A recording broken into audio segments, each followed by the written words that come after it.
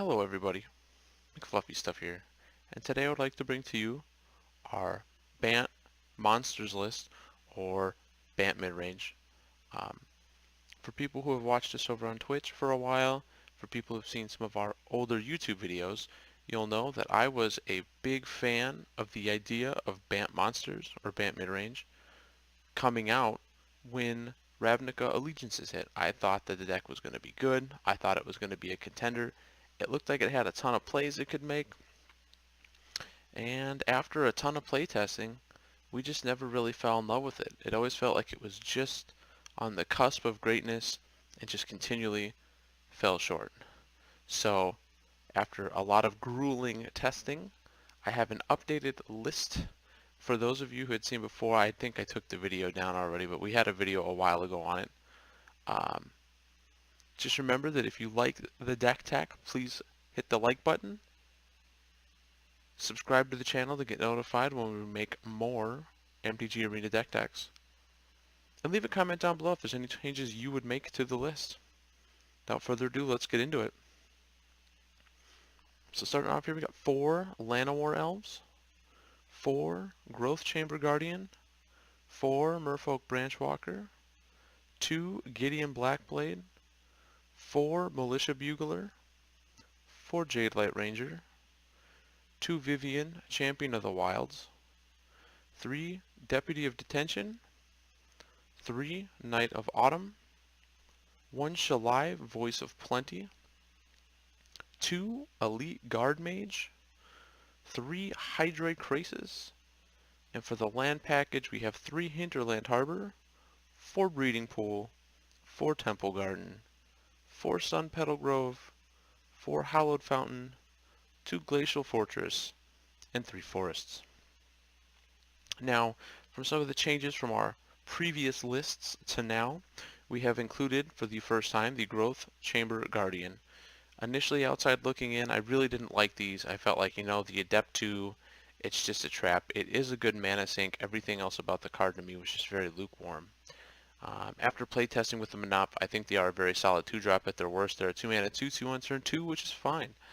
At their best, late in the game, they're a 2-mana, well, essentially a 5-mana 4/4 that searches another one out of your deck. Overall, I've been impressed with this card. It's done some work, it's earned its place, and who doesn't love that art? For more of the spark, we have 2 Gideon Blackblade. Originally, I remade this list because we just happened to pull 2 of these on our pack opening video, and I didn't know what to do with them. So I thought, maybe it's time to get the band back together and retry a Bant midrange list. I know some people are unsure how great this Gideon could or cannot be. I'm going to tell you right now, I love this Gideon. The fact that you do not have to use a plus or minus ability to turn him into a creature is great. He has indestructibility on your turn, that is great, and prevent all damage that will be dealt to him. Another great effect. Oh yeah, plus his +1 gives another target creature Vigilance, Lifelink, or Indestructible until the end of your turn. The Vigilance is amazing because it gives you a blocker. The Lifelink can potentially help you get that life back that you so desperately need. The Indestructibility causes for some wonky blocks.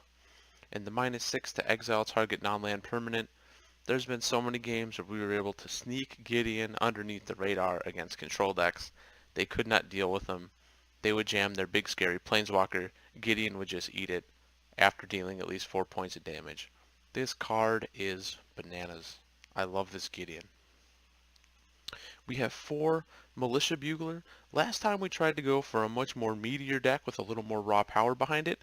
This time we've decided to be more of a utility deck, allowing us to grab more cards with his ability.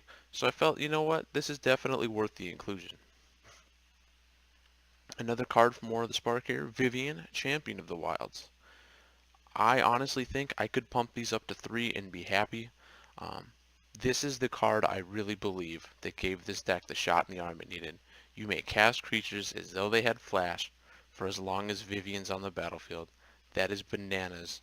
All of your creatures now, at the end of your opponent's turn, Militia Bugler to try to find more threats.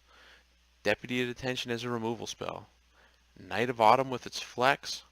An end of turn Hydroid Krasis giving your creature like Hydroid Crisis, Pseudo Haste is insane.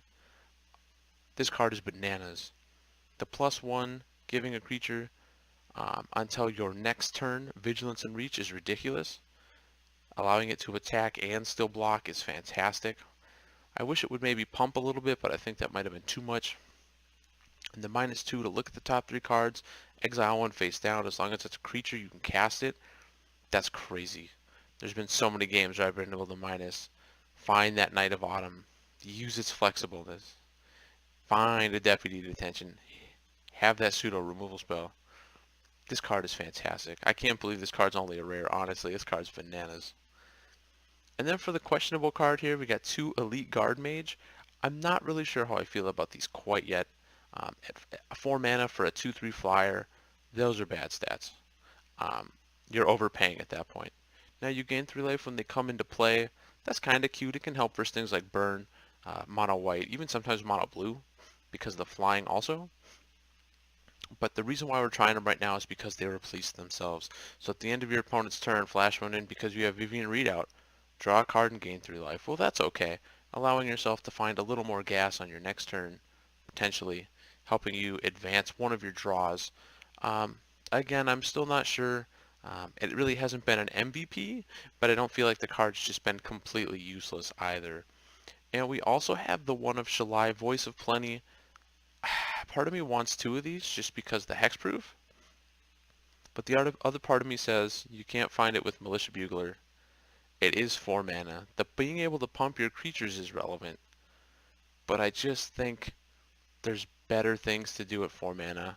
I will say it's better than the Elite Guard Mage, but at the same time it's also legendary, so if you start to draw and flood on these, it might be a bad time. Now we're going to touch on the board a little bit here. We got 3 Tithe Taker. Those are for your control matchups. Those are for aggro matchups like Burn, making their burn spells cost more in your turn. Replacing itself after it dies, so essentially it's 2 blocks. Not much I can say about Tithe Taker. The Lazotep Plating, this card has been very good. We've mostly only used this deck in best of 1. The couple times we did play it, traditional 2 out of 3 games, I played against Grixis Control, which is pretty much all kill spells. Giving yourself hexproof is great against things like that. It is 2 mana, make a creature, and they can't hit you with something like a Thought Scour and stuff like that is really, really good. For negate also, for decks like the Gates deck, for deck like Control, stuff like that. The Gates are just good. I wanted to try Dovin's Veto, but I found that sometimes, just in theory testing, it's not always the easiest to have an upright blue and white mana with this deck on turn 2, so I felt like the negates were just a safer keep. The Karul Harpooner, these are very good. I think their stock might go up even more as time goes on. On Arena lately, we've seen a lot of Grixis Bolas, which plays the 4 mana Bolas, and it also plays the other Bolas, but being able to just shoot down their Bolas for 2 mana is fantastic. Being able to fight other flyers, we've seen a lot of those lately. Don't sleep on the Harpooner, it's still a good card. The 2 Crushing Canopy, I know some people have said, well, why not just have another Knight of Autumn? Because I like the flex of being able to kill flying creatures. Hydroid Crisis is still a card.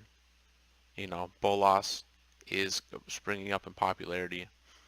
But I think this format also has a ton of enchantments it has to deal with. There's not so much artifacts right now. So I think that Crushing Canopy might be a better flex, but if you have the 4th Knight of Autumn, don't be afraid to play the Knight of Autumn over a Crushing Canopy. And then we have the Deputy of Detention. Originally, I had all 4 in the main, but I replaced one of the deputies with Gideon. I think somewhere in the 75, you have to have your 4 deputies. This is what helps you in a lot of matchups.